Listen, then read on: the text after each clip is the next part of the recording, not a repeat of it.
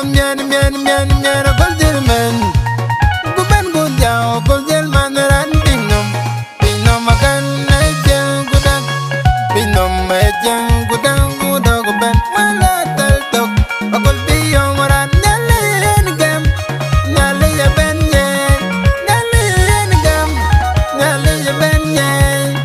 God give and God take resin big mama. Nyalen gem. Nyale ya ben ye. God give and God take resin big mama. Dari kau pon we ban makur kulang. Ban maben yitem namliu. Mama Martha God maben. Ajil wanda loy pinom mapat ejeng gudak. Mama Martha God maben. Ajil wanda loy pinom mapat ejeng gudak. Rumbe agare panikairi.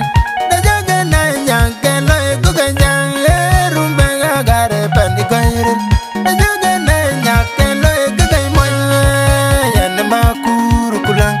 Ayan Martha God maben.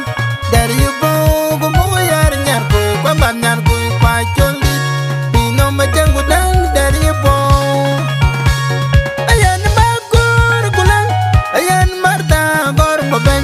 Dari ibu gumuyar nyarku kwamban nyarku kwa choli.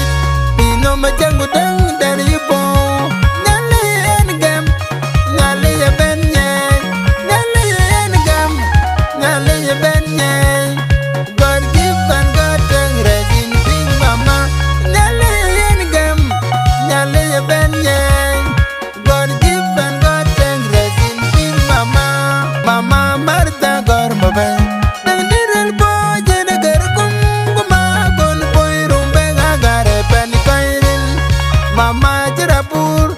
Mama juang mai. Mama jidompur. Mama juang mai. Aji gaya jejawan dong. Rumbe kalangkai. Rumbe kalangkai ngiluai. Rumbe kalangkai. Rumbe kalangkai ngiluai. Warga gading. Kiji jana biliran bay mabiulai panen. Warga gading. Kiji jana biliran bay mabiulai. Rumbe kalangkai. Rumbe kalangkai ngiluai. Mama Martha God maben. Eding diripur. Mama yuang de kwa majak de. Kubian nyita tiga mitbol lagang nyika. Temen ayan makur kulang. Ayan gay kami nomor. Jan bina nyot keng mora kita. Ayan janya mitmor. Jan bina nyot keng mora kita. Ayan gay kami nomor. Jan bina nyot keng mora kita. Ayan janya mitmor. Jan bina nyot keng mora kita. Nyale engem. Nyale ya ben nye. Nyale engem. Nyale ya ben nye. God give and God take resin big mama. Nyale engem. Nyale ya ben nye. God give and God take resin big mama.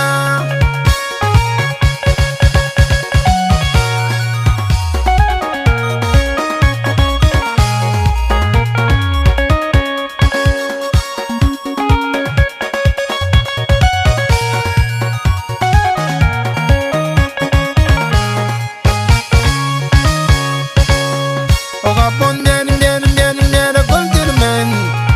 Gu ben gu diao gol dir man ran pinom akan ejeng gudak. Oga pon mien a gol dir men. Gu ben gu diao gol dir man ran pinom akan ejeng gudak. Pinom ejeng gudak gudak gu ben wala tal tok. Agol biyo maran nyale engem. Nyale ya ben nye. Nyale engem.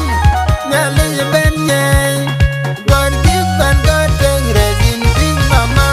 Nyale engem. Nyale ya ben nye. God give and God take resin big mama. Dari kau pon we ban makur kulang. Ban maben yitem namliu.